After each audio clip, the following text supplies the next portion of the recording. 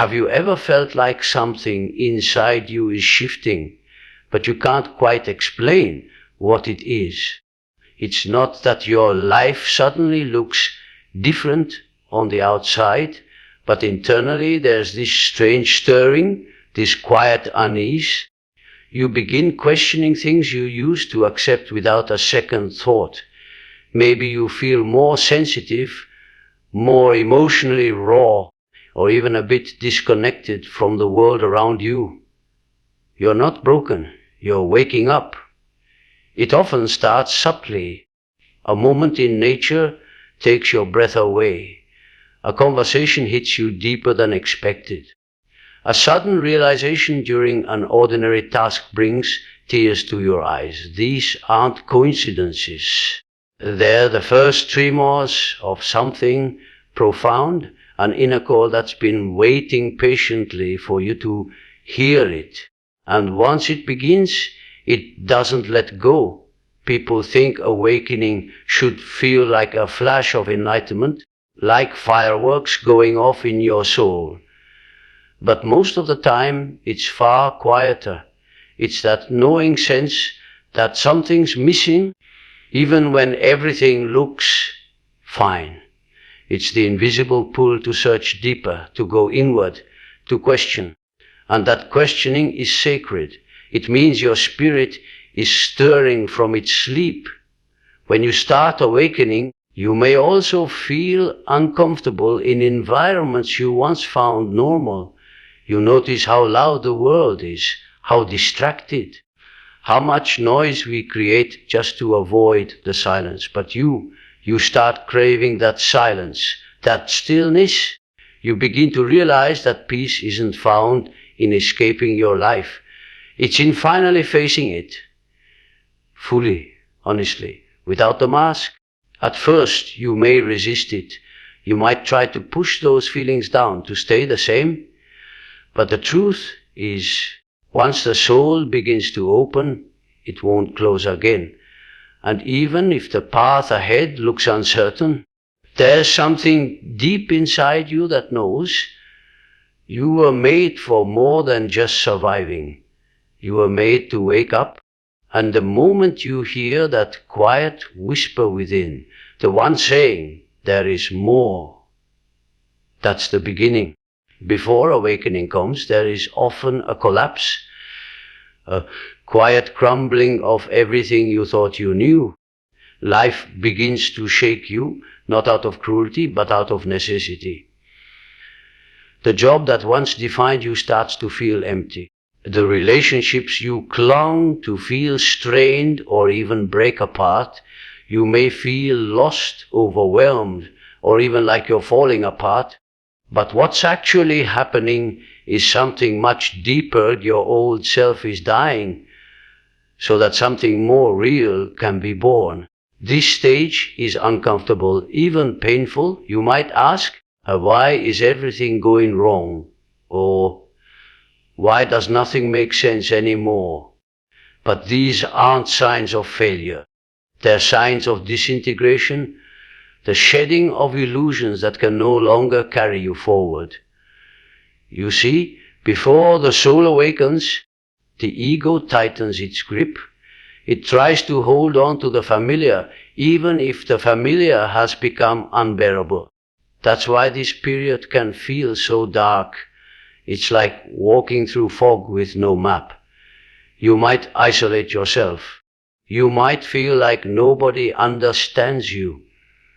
But this inner breaking is not the end. It's the beginning.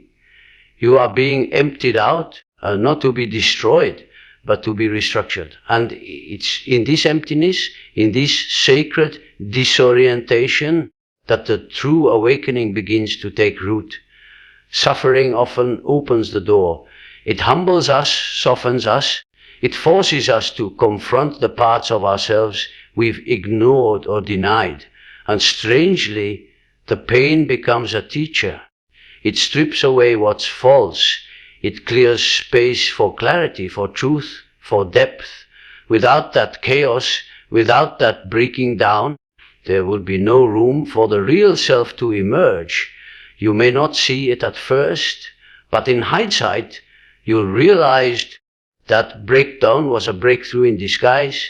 It was the moment your soul said, no more pretending, no more half-living.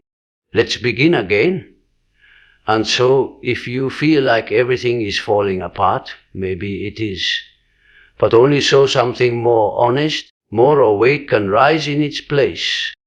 As the inner shift deepens, something unexpected begins to happen.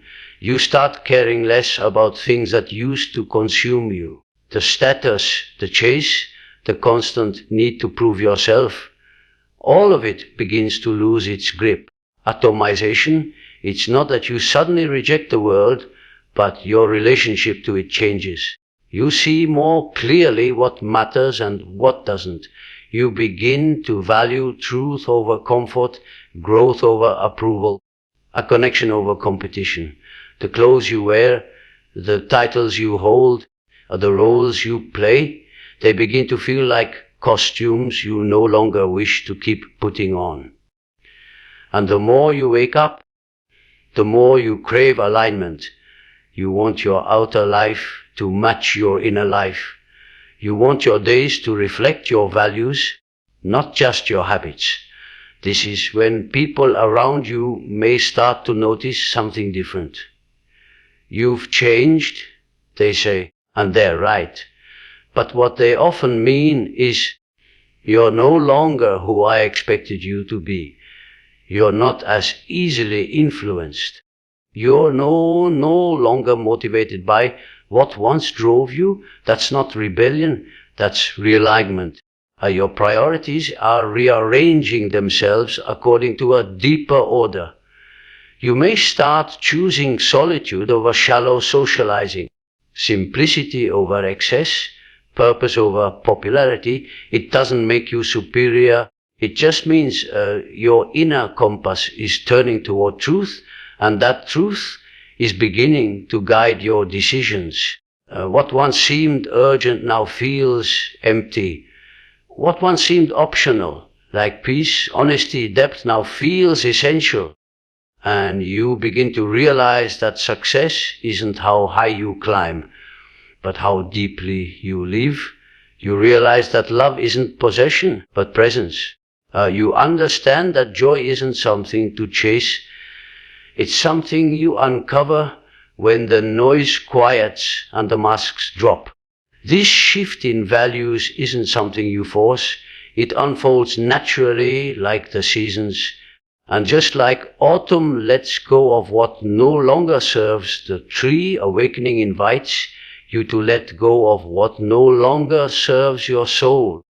As the fog of the old self begins to lift, as something else becomes unmistakably clear, you start hearing a voice that isn't coming from the outside. It's subtle, gentle, but firm. It doesn't shout, it whispers. And it's been there all along. Your intuition, that quiet inner knowing that somehow, without explanation, just knows. You may have ignored it before, brushed it aside in favor of logic or social expectation. But now it starts becoming louder, not in volume, but in truth.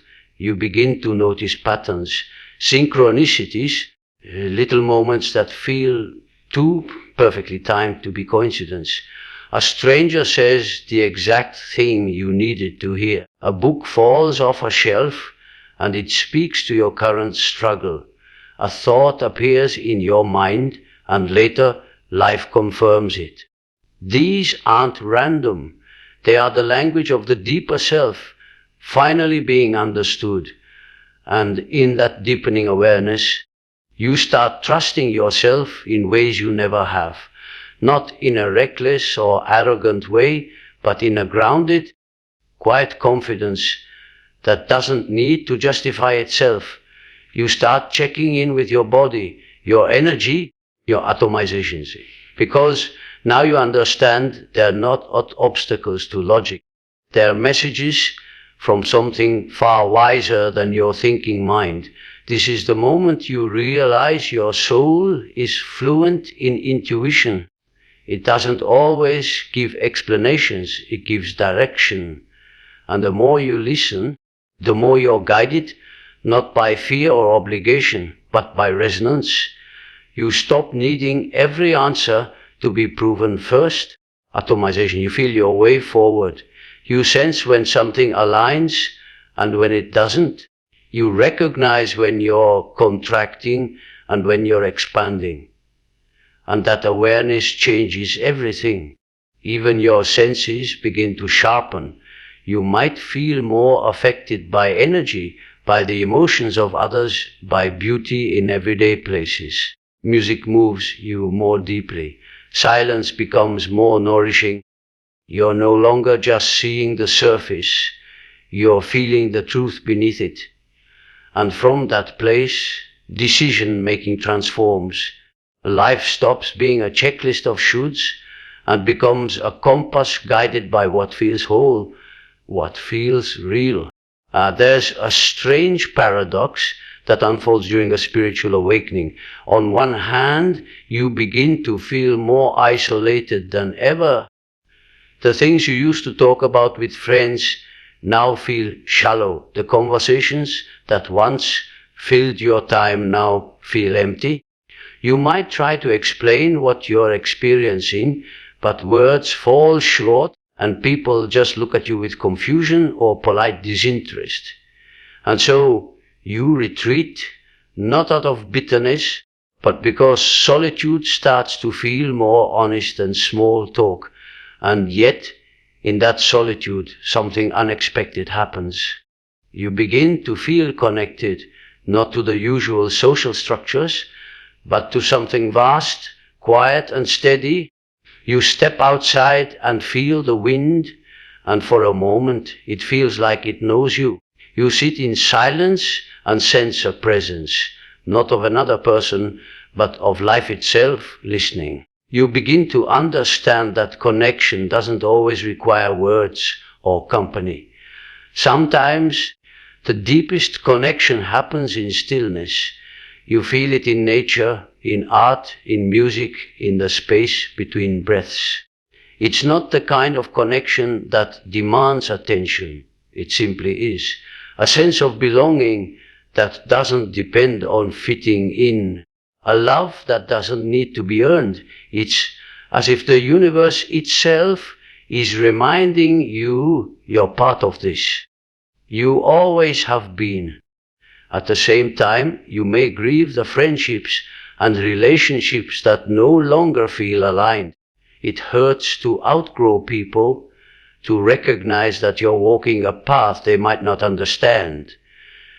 But this isn't rejection. It's redirection.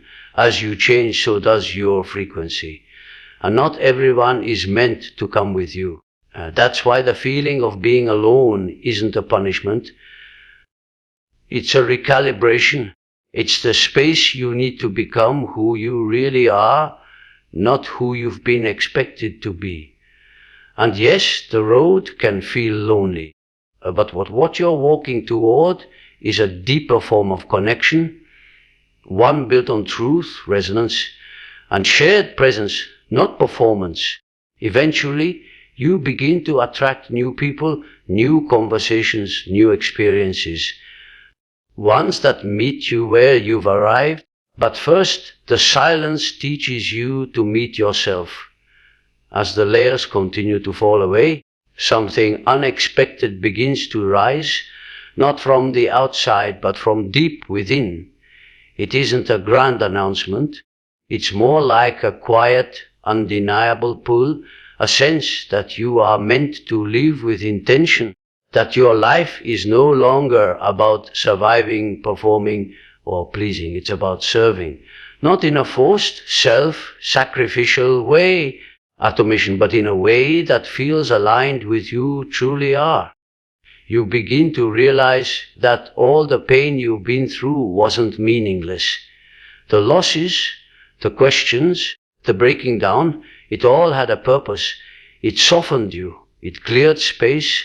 It woke you up, and now that space is asking to be filled with something real purpose. Maybe you don't have the full picture yet, but you start to feel a clarity around what no longer fits. You can no longer tolerate jobs that drain you or relationships that dim your light. You crave work that feels honest, conversations that have depth, a life that reflects your values, not just your obligations. You start asking different questions. What am I here to give? What feels meaningful to me, even if no one notices? And slowly the answers begin to rise, not as a career path or a mission statement, but as a way of being, a way of showing up in the world with more awareness, more compassion, more truth. You become less concerned with how things appear and more focused on how they feel. The inner alignment becomes non-negotiable. This is the quiet power of spiritual awakening. It doesn't make you perfect. It makes you honest. It brings you to your knees, not in defeat, but in reverence. And from that place, you live differently. You listen more. You judge less. You stop trying to control everything, and instead, you learn to participate in life with a deeper trust. And though the world may not always understand this version of you, you'll understand yourself more than ever. You'll know deep down that even the hardest parts of your journey were guiding you toward this, toward presence, toward peace, toward purpose.